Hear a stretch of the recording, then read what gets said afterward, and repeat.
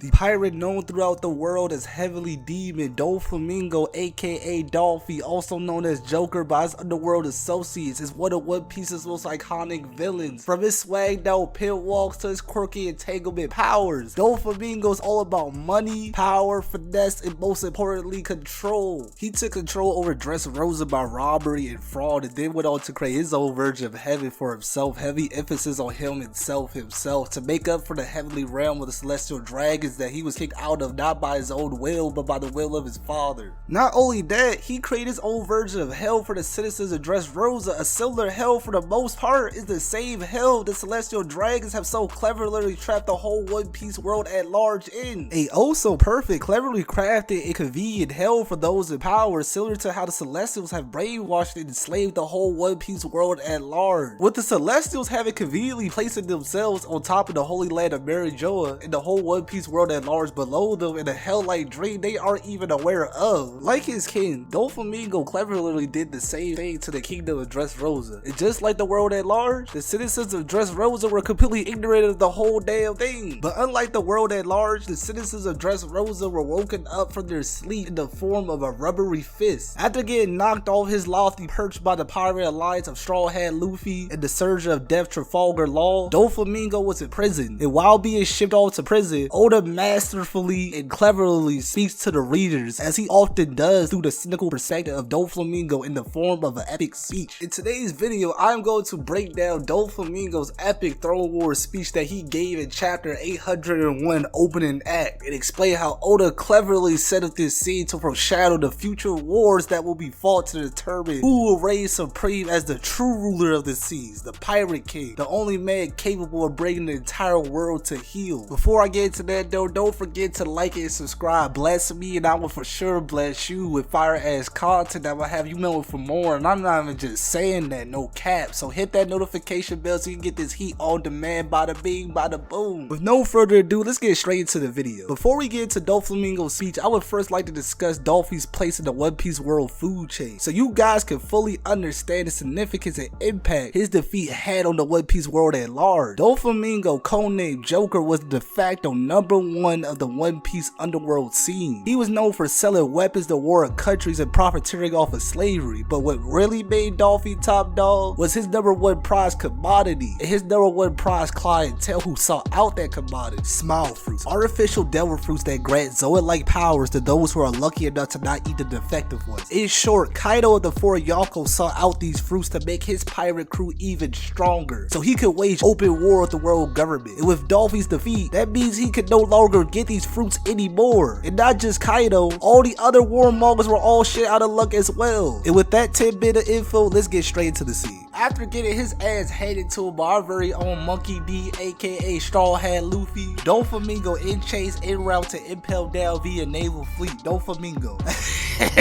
It was Fujitora. If only he had helped me get rid of them damn brats. He's a real idiot, Osuru. That was y'all final chance. If only he had sided with me, it wouldn't have come to this. Dolphy, as a typical person in power who makes a living slaving people, after getting the world crashed down on them, they start blaming everyone but themselves. Osuru, a Navy officer from the times of Roger and Garp, that in her past spent her time chasing a young Dolphy, is the voice and ears of Oda's tried and true philosophy of you can do what you want, but don't come bitching when you gotta face the consequences. Osuru calmly tells Dolphy this: that make-believe world, bro, that you making up, that shit do not exist, bro. The only world that does exist is the one where you lost. That's the only true reality. Doflamingo already know Osuru don't play that shit laughs at all. There's no besting you, is there?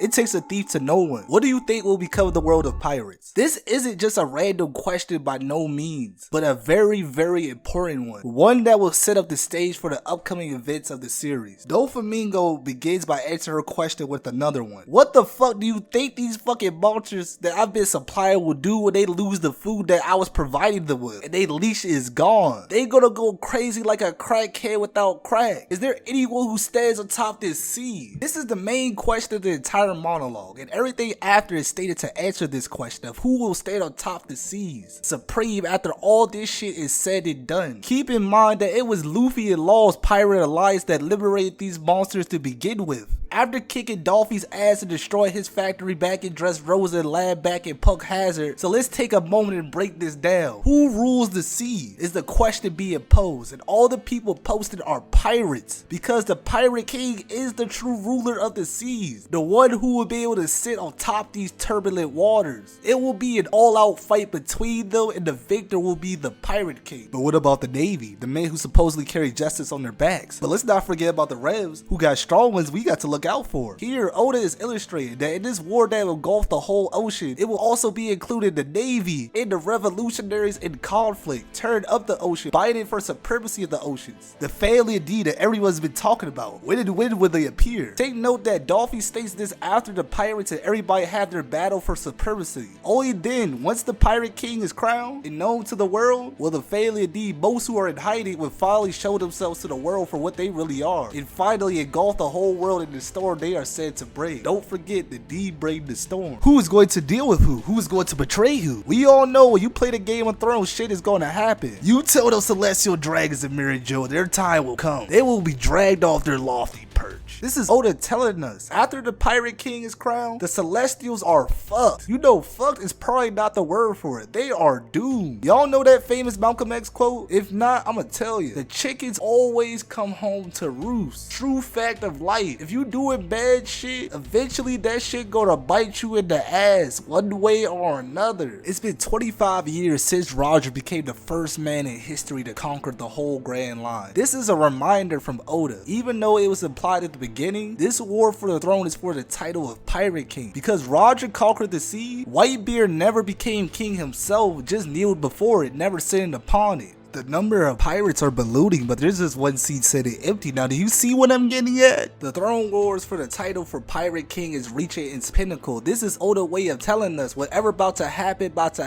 The numbers of pirates are skyrocketing. All these factions are going at it, and there's one seat they're all vying for. This is going to kick off the greatest battle ever, and I mean ever, in pirate kind. This was Oda putting the icing on the cake. Through this whole speech, Oda did nothing but foreshadow to the reader. I mean, he even titled the chapter that Doflamingo gave this speech opening act. He basically used this monologue to tell us. He was like, fam, you know that Pirate King title that Luffy been chasing this whole time? That dream is finally about to culminate in an epic war between all the world's powers. And not only will it be an epic war, it will be the greatest power struggle in the history of pirate kind. The Revs, the pirates, the Marines, Oda is screaming at us that whoever can rise above it all, become the last man standing. In the end, will become the Pirate King, the true ruler of the seas, with the entire ocean as his domain. My name is Fearless Joy. Don't forget to hit your boy with that like and subscribe. Bless me and I will for sure bless you with this fire ass content. Fearless Joy out. Deuces.